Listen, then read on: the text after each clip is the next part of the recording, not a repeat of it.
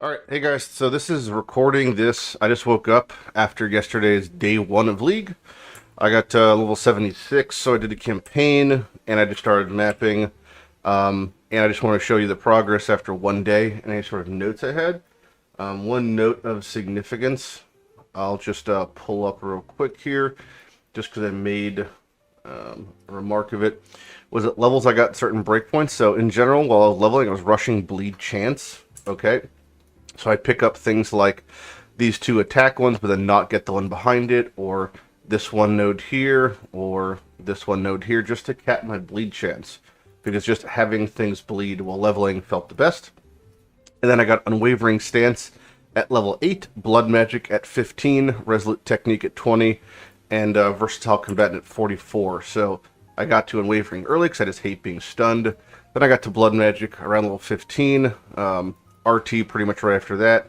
Then I started picking up block nodes, and after a couple block nodes, I picked up Versatile Combatant, so I gained a chunk of spell block, and as of right now, I'm very capped on block. Even pre-lab, I'm at 70 attack, 67 spell, which is my soft cap with Versatile Combatant, and basic masteries like these that give you a little bit of max block. But yeah, and there's been some minor amendments to the tree just to meet the circumstances of what I'm experiencing. Died to Corrupting Blood one time, so I said, alright, that's enough of that. Pick up the Corrupting Blood Mastery. Died to what I think was a crit one time, so I picked up the crit reduction, so I have 1, 2, 3, 4, and then 5 points there. Sorry, 1, 2, 3, 4, 5, yeah, 5 points there. Gives you 80% reduced crit strikes, so that's that. And then that's about it for any sort of weird things I did. I went Petrified Blood once I had 2,000 life, and then Brink of Death, and I got very lucky while leveling, and I got 2 Kikazarus, so I'm much more tanky than I feel like I probably would be normally now as far as life regen goes. I'm sitting at 770 life regen with 2,000 open life. I basically have 33% life regen. So yeah, and the gear is just rares. You know, from the mechanic are pretty easy to get high res. I'm pathing to more life now because I think we all underestimated how much life would be on rares. Like, just you're getting 100 plus life rolls on like every rare now. So that amount of flat means this amount of percent is a lot better. So pathing up through Constitution, just going to grab Veteran Soldier. And the second Physical Mastery for more top end. And then just probably pick up the entire life wheel, honestly, just because it feels like life is real good. And yeah, that's about it for like any sort of updates on that. The biggest update that I'm going to tell you about, which is everyone's probably going to say something similar, is Eviscerate feels insane. So Eviscerate is in my 4 link right now, which is Eviscerate, Melee Fizz, Chance to Bleed, Volatility. The exact same thing I have for Perforated Bloodshed, but I just also have Brutality. You could easily just swap these around. It doesn't matter which one's which, really, it feels like, because everything just kind of dies so fast. And then I'm running Molten Shell and Vuln, Cast Numbers Taken, and then the same 3 links I was talking about before, except for I'm not using Pride, I'm using Purity of Elements, because again, I feel like elements were annoying, and I just don't need the damage. So let me show you what this looks like on just a basic map. I popped in here, it's like a tier 5, the basic play style. So Eviscerate's going to be triggering, and when it does, you'll hear a sound, and you'll see a pop-up over my head. That, and I hit spacebar for me, and it's just going to one-shot anything in its path, pretty much. It's pretty nutso how much damage it actually does. So, like, every rare will pretty much just get totally schmelted by it. But yeah, so, like, it seems like every single bleed skill pales in comparison to how strong Eviscerate is when you have Cat Block, especially. You could really just only Eviscerate. And as far as investing, I don't know if I'd invest on the tree much more than like, you know, probably like the AoE nodes, and then just grab the mastery, then maybe run the support that gives you CDR. Like, I wouldn't want to do extra chances to trigger, potentially, but CDR probably is fine. The only downside with Eviscerate is just it has this dead zone in the middle. It basically shoots out 2 large lacerates, okay, in like a V. And it has this dead zone in the middle. So you'll see if I hit here, it goes out left and right, and there's a little dead zone in the middle. Not that it makes a difference, but there's Riker. Riker's gone. Alright. And then yeah, that's it. So there's the dead zone's a little annoying, but I think if you probably grabbed these 3 AoE nodes and then you picked up the master that just gave you 80% increased duration with your bleeds, it'd probably be the only investment I would do. That and the quality CDR, so you could definitely invest in getting some GCPs in there, quality it up. But yeah, overall, it's not like a big deal. So there's, you know, I don't have my Uber lab yet. It's just, I think we're going to pick aggravated assaults though, after seeing how insane Eviscerate is. It makes me want to not even bother with Crimson Dance stuff, because just, you know, I could sit here and I could do whatever attack, or I could just Eviscerate once and it's going to do a way bigger bleed for way longer with the Mastery. It leads to a playstyle that's kind of interesting, where it's basically just like I'm walking through a map, and then I'll get hit, you know, I turn around, Eviscerate once, and everything's going to die behind me.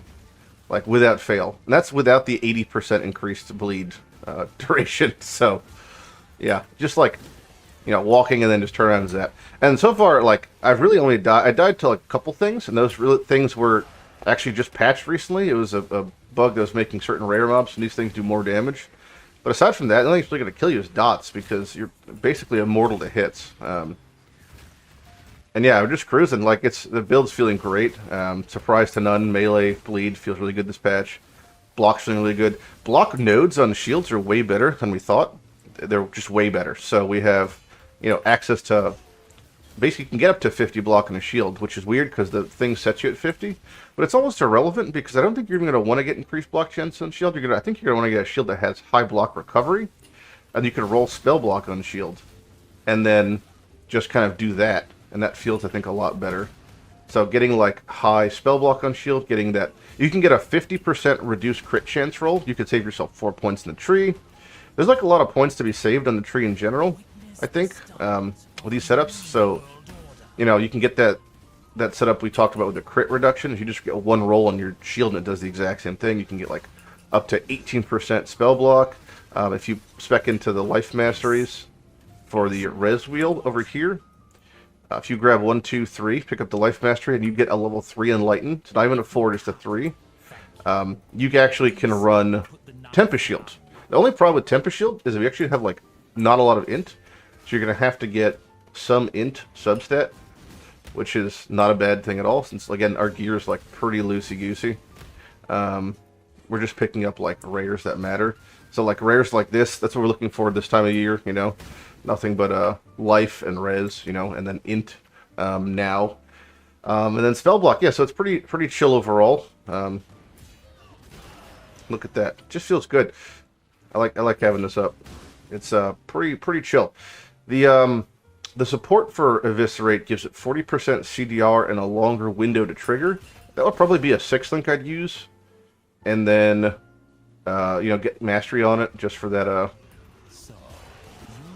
that sweet goodies.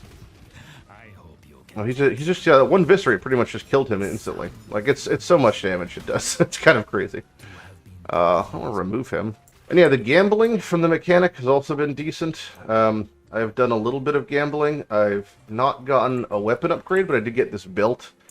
You do seem to get smart rolls, so that's good. I'm getting a phone call from my wife. Hold on. Okay, I'm back. What was I even saying? I don't know.